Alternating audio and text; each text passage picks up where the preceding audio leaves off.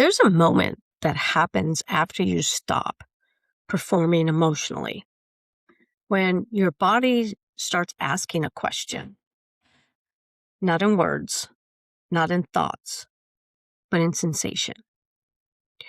You wake up one morning and the movement that used to motivate you doesn't feel the same. The pace feels off. The pressure feels louder. The body feels distant. And you might wonder, what's wrong with me? Why don't I want to move the way I used to? Today, I want to tell you something gently and clearly. Nothing is wrong. This is what happens when the mask comes off and the body finally gets a voice. Everybody, welcome back to the Soul Talk podcast. I'm Beth Hrim. I'm a licensed clinical social worker. I'm a coach. I'm a runner. And these conversations are at the intersection of the mind, body, and spirit. This is week 7 of the Unliving Unmasked series, a week where we shift from internal work into embodiment, specifically through movement and expression. Not movement as punishment, not movement as control, not movement as proof. Movement as communication, movement as truth, movement as listening. You see, for so many of us, movement started as something external. We moved because we were told to. We moved to fix something. We moved to earn rest. We moved to manage feelings we didn't have language for yet. Movement became discipline, identity, control, relief. And for a long time, it worked until it didn't. Unmasking changes the nervous system. When you stop overfunctioning emotionally, your body no longer wants to be overruled physically. That's not laziness. That's integration. I see this all the time, and I've lived it myself. Women who have been strong for decades, capable, enduring, committed. They've come to me and say things like, I don't recognize my body anymore. I don't want to push the way I used to. Or I miss how movement used to feel. And underneath that is often grief. Grief for the version of themselves that could override the fatigue. Grief for the body that didn't speak so loudly. Grief for the identity built around endurance. That grief matters. Because living unmasked doesn't mean pretending we don't feel it. It means letting it belong. And here's a concept of movement as expression, not performance. Because here's the shift that changes everything. Movement stops being about what it looks like and starts being about what it expresses. So your body is always expressing something. Tight shoulders are an expression. Restlessness is expression. Fatigue is expression.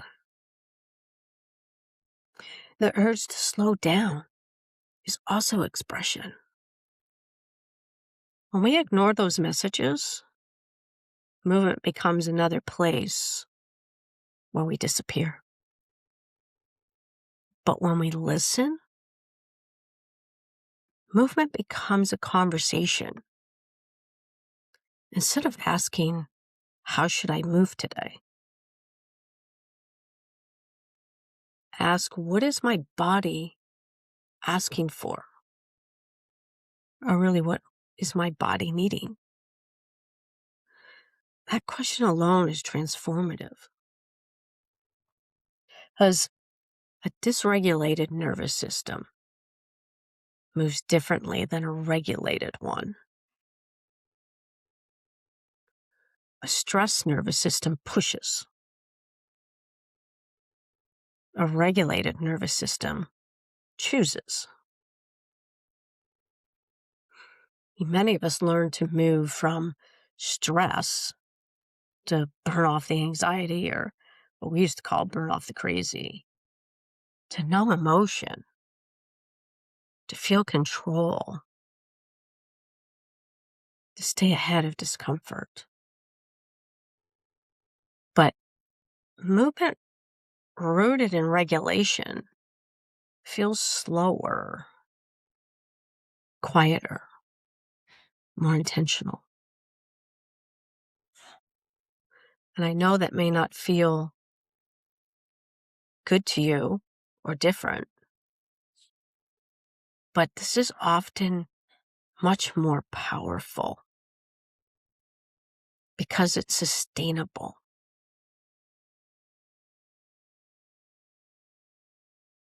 And when you're letting go of old rules, which is one of the hardest things, especially in midlife, is letting go of old movement rules. Rules like, if it doesn't hurt, it doesn't count.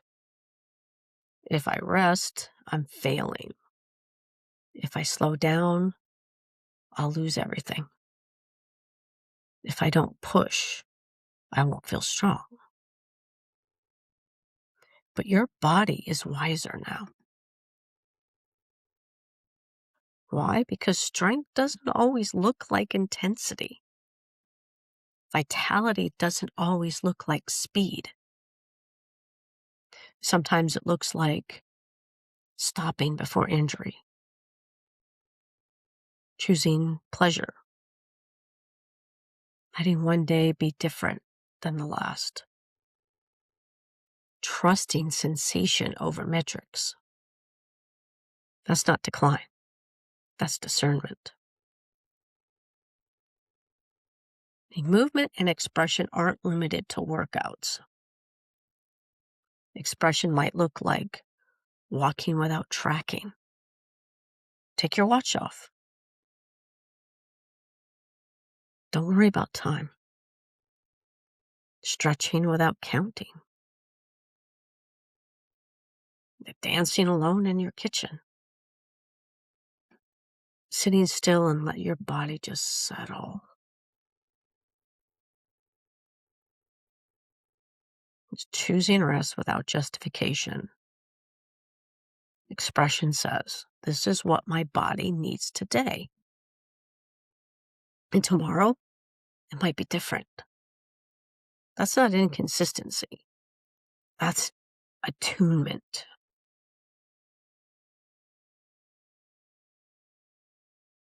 So here's what I want to name honestly. Letting the body can feel scary, especially if you've built your identity around discipline. You might worry, I'll lose momentum. I'll lose strength.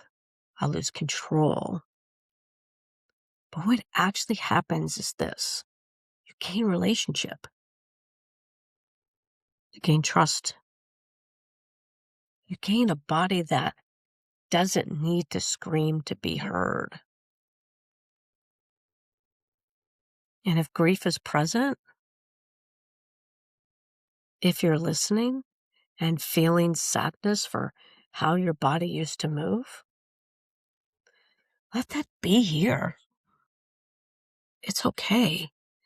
There's room for grief and gratitude, for strength and softness,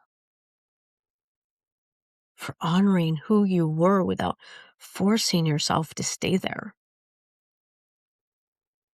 Living unmasked doesn't mean rejecting the past. It means not living there anymore. So, what this week is really about? This week isn't about changing how you move. It's about changing how you listen. It's about allowing movement to become a place where you feel yourself, where you trust yourself, where you stay connected instead of overriding. This is not about doing less forever. It's about doing what's true now. And if you'd like support bringing this work into your body, not just your thoughts, I invite you to please subscribe to my YouTube channel, where I share daily meditations and embodied practices there designed to help you listen to your body, regulate your nervous system, and live unmasked, one choice at a time. So as we move into this week, I want to leave you with this question. What would it be like to let your body lead just a little? Not perfectly, not forever, just today, right now, right in the second. Because your body has been speaking to you for a long, long time. And now you're finally ready to listen.